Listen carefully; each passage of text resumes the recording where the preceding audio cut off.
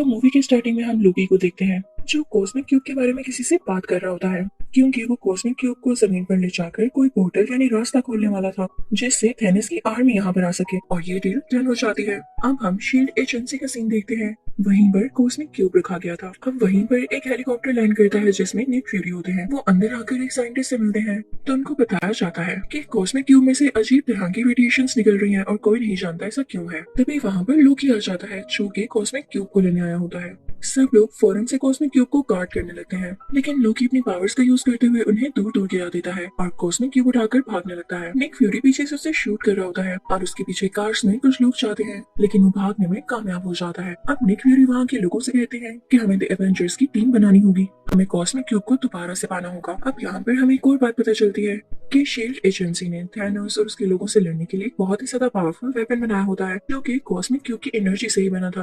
अब Nick Fury सीधा captain America के पास जाते हैं जो कि फर्स्ट एवेंजर है। निक फ्यूरी से सब कुछ बताते हैं कि कॉस्मिक क्यूब को चुरा लिया गया है और उसे वापस लाने में तुम्हारी हेल्प की जरूरत है। दूसरी तरफ हम नताशा को देखते हैं जो कि इंडिया जाकर हल्क को लाती है और उसे कहती है कि तुम्हें कॉस्मिक क्यूब के बारे में काफी नॉलेज है, तो हमें तुम्हारी मदद चाहिए ताकि हम उसको दोबारा से पा सकें। और उधर हम एक एजेंट को देखते हैं जो कि टोनी स्टार्क से इस बारे में बात करता है और अब ये भी एवेंजर्स की टीम में शामिल हो जाता है। अब उसी एजेंट को हम प्लेन में कैप्टन अमेरिका के साथ देखते हैं। वो उससे कहता है कि आपका काम बहुत अच्छा है और मैं इसको एडमायर करता हूँ। अब प्लेन लैंड हो जाता है और कैप्टन अमेरिका मिलता है हल्क और नताशा से। वो लोग एक दूसरे से मिलकर बहुत ज्यादा खुश होते हैं। अब वो लोग एक बहरी जहाज पर बैठ जाते हैं, लेकिन कुछ ही देर में वो बहरी जहाज उड़ने लगता है, यानी वो एक फ्लाइंग क्राफ्ट था। और फिर उसके बाद निक फ्यूरी होलोग्राम क्रिएट करते हुए उसको इनविजिबल कर देते हैं। उधर हम लोकी को शील्ड की उन्हीं दो लोगों के साथ देखते हैं। उन लोगों में बात चल रही होती है कि कॉस्मिक क्यूब बहुत ज्यादा पावरफुल है, हम इसे तब तक कंट्रोल नहीं कर सकेंगे जब तक इसकी रेडिएशंस थोड़ी कम न कर लें। और ऐसा एलिमेंट है जिसका नाम इरेडियम है और वो हमें जर्मनी से मिलेगा। तो लोकी और शील्ड का एक आदमी डिसाइड करते हैं कि वो लोग जर्मनी जाएंगे और वो लोग वहाँ चले भी जाते हैं। उधर निक फ्यूरी को पता चल जाता है कि लोकी और दूसरा आदमी जर्मनी पहुंच चुके हैं, तो कैप्टन अमेरिका से कहता है कि फौरन से अपना सूट तैयार कर लो। अब कैप्टन अमेरिका अपना नया आउटफिट पहन कर आता है। उधर हम जर्मनी का सीन देखते हैं जहाँ पर काफी अच्छी पार्टी हो रही होती है। वहाँ पर वहाँ के कमांडर भी होते हैं। तो तभी वहाँ पर एंट्री होती है लोकी की, जो अपनी स्टिक से सबको मारता जाता है और कमांडर को गले से पकड़ते हुए जगह पर लेटाता है और उसकी आंख का होलोग्राम स्कैन करता है और उसे अपने साथी तक भेज देता है। और ऐसा उसने इसलिए किया था कि कमांडर की आंख को स्कैन करते हुए उसका साथी इरेडियम को हासिल कर ले। उसका साथी जल्दी ऐसा कर लेता है, वहाँ से चला जाता है, लेकिन लोकी इधर ही होता है क्योंकि वो चाहता था कि वो सब लोगों के सामने अपनी पावर दिखाए और सब लोग उसे स्ट्रॉन्ग समझें और उसके बाद वो इन पर रूल कर सके। लोकी उन सब से कहता है कि मेरे सामने झुक जाओ, लेकिन तभी क्राउड में से एक बूढ़ा आदमी बोलता है कि हम तुम्हारे सामने कभी भी नहीं झुकेंगे। तो लोकी अपनी मैजिक स्टिक से कुछ एनर्जी निकालता है और उस पर फेंकता है, लेकिन इससे पहले कि वो उस बूढ़े आदमी को टच होती है और वो मारा जाता, कैप्टन अमेरिका वहाँ पर पहुंचकर अपनी शील्ड आगे कर देता है जिससे वो बूढ़ा आदमी बच जाता है। वहाँ पर कैप्टन अमेरिका लोकी से कहता है कि तुम्हारी भूल है कि ये लोग तुम्हारे सामने झुकेंगे। सब जानते हैं कि तुम कैसे हो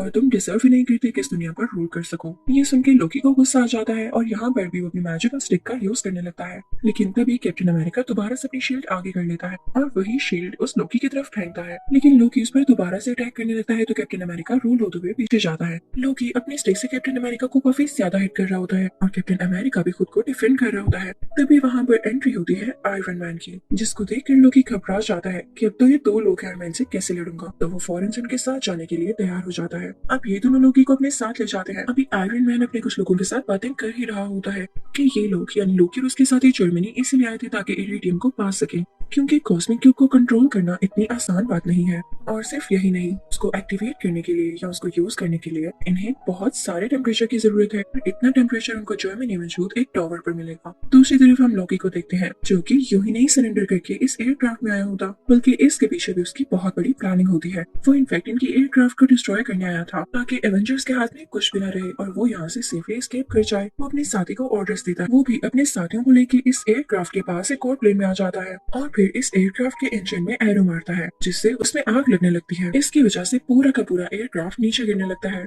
लेकिन आयरन मैन जाकर उस इंजन को संभालता है और उसे दोबारा से ऊपर करने की कोशिश करता है, जो कि बहुत हार्ड काम था। अब लोकी के साथ ही उस जगह जाते हैं जहाँ पर लोकी कैद था। उसका दरवाजा खोलकर उसे फ्री करवाने लगते हैं कि तभी वहाँ पर थोर आ जाता है। अब थोर उसी दरवाजे को तोड़ता हुआ अंदर जाता है, लेकिन लोकी फौरन से वहाँ पर आ जाता है और खुद बाहर निकलते हुए थोर को अंदर ही बंद कर देता है। इस बात का पता जब एशियन को चलता है तो वही एडवांस वेपन निकालते हैं जो उन्होंने कॉस्मिक क्यूब की एनर्जी से बनाया होता है और उससे वो लोकी की तरफ शूट करने ही वाले होते हैं कि तभी उनसे पहले लोकी उनके पीछे आ जाता है और पीछे से अपनी मैजिकल स्टिक उनके आर पार करते हुए उनको काफी जख्मी कर देता है। उधर हम नताशा को देखते हैं जो कि लोकी के एक साथी को बहुत जोर से पंच मारती है जिससे वो नीचे जमीन पर गिर जाता है और उधर हम लोकी को यहाँ से एस्केप करता हुआ देखते हैं। वो टावर पर पहुंच जाता है और तो और वहाँ पर मौजूद एक मशीन में उसने कॉस्मिक क्यूब लगा भी दिया था। उधर हम सब एवेंजर्स को एक साथ देखते हैं तो निक फ्यूरी उन्हें बताते हैं कि हमने अपने एजेंट को खो दिया है जो कि कुछ देर पहले उस स्टिक से जख्मी हुए। सब काफी उदास हो जाते हैं तो आयरन मैन कहता है हमें कैलिफोर्निया में मेरी इंडस्ट्री जाना चाहिए। अब ये सब लोग कैलिफोर्निया पहुंच जाते हैं लेकिन पूरी बात ये होती है कि कॉस्मिक क्यूब की वजह से पोर्टल खोल दिया गया था और थैनोस की सारी आर्मी यहाँ पे पहुंच जाती है। यहाँ पे सब एवेंजर्स एक साथ हो चुके होते हैं और हल्क भी गुस्सा करके अपने असली रूप में आ जाता है। इसके बाद वो आर्मी की बस को एक पंच मारता है और उसे फौरन से डिस्ट्रॉय कर देता है। ये सब काफी परेशान होते हैं कि पोर्टल को बंद कैसे किया जाए। तभी निक फ्यूरी को कुछ डायरेक्टर्स की कॉल आती है और वो कहते हैं कि अगर आप लोग इस पोर्टल को बंद नहीं कर पा रहे तो हमारे पास आखिरी ऑप्शन यही है कि हम इस पूरी सिटी को मिसाइल के साथ उड़ा दें और वो मिसाइल जल्दी इधर आ रहा होगा। आप लोग अपनी जान बचा के रखिएगा। निक फ्यूरी ये बात आयरन मैन को बताते हैं। हमारे पास सिर्फ 2.5 मिनट्स हैं यानी 2.5 मिनट है। इसी में या तो हमें पोर्टल को बंद करना होगा या उसके बाद मिसाइल आने पर उसे रोकना होगा। नताशा काफी घबरा जाती है और लोकी की मैजिकल स्टिक लेकर उस पोर्टल के पास पहुंचती है और उसमें से काफी सारी एनर्जी निकालते हुए उस पोर्टल को बंद करने की कोशिश करती है। लेकिन तभी आयरन मैन उसे कहता है कि रुको, मेरे पास एक और आइडिया है। मेरे पास भी एक मिसाइल है जिसे मैं उस जगह पर फेंकूंगा जहाँ पर थैनोस के लोग हैं। और वो मिसाइल लेकर उस जगह पहुंच ही जाता है और उस जगह को डिस्ट्रॉय कर देता है। लेकिन काफी टाइम हो जाता है, वो वहाँ से नहीं लौटता। तो कैप्टन अमेरिका नताशा से कहता है कि हमारे पास और टाइम नहीं है, हमें पोर्टल बंद करना होगा वरना हम सब भी डिस्ट्रॉय हो जाएंगे, मारे जाएंगे। नताशा उस पोर्टल को बंद करने लगती है। आयरन मैन भी उसी पोर्टल में था। सब काफी दुखी थे क्योंकि ये नहीं जानते थे कि अब आगे क्या होने वाला है। पोर्टल को बंद न किया तो इन पर मिसाइल गिरा दिया जाएगा, अगर पोर्टल को बंद कर दिया तो आयरन मैन अंदर ही रह जाएगा। लेकिन तभी उस पोर्टल में से आयरन मैन नीचे की तरफ आता है यानी इस दुनिया पर गिरता है। सब लोग बहुत खुश हो जाते हैं। उन्होंने थैनोस की कम्युनिटी को भी तबाह कर दिया था और उनका दोस्त भी वापस आ चुका था। तो सब उन लोगों को काफी अप्रिशिएट करते हैं। अभी सब एवेंजर्स मिलकर उसी टावर तक जाते हैं। यहाँ पर लोकी को पकड़ लिया जाता है। फिर हम देखते हैं कि थोर लोकी को लेता है और साथ कॉस्मिक क्यूब को भी उसे अपने साथ लेकर अपने रहने की जगह यानी एस्गार्ड तक पहुंच जाता है जो कि हमने मूवी थोर में भी देखा था। तो इस मूवी एवेंजर्स के पार्ट 1 की एंडिंग सीन में हम देखते हैं कि एक आदमी थैनोस से कह रहा होता है जमीन के लोग बहुत पावरफुल हैं, हमें इनसे लड़ने के लिए और ज्यादा स्ट्रॉन्ग होना होगा। तभी यहाँ पर थैनोस एक स्माइल पास करता है यानी उस चीज के लिए भी तैयार है।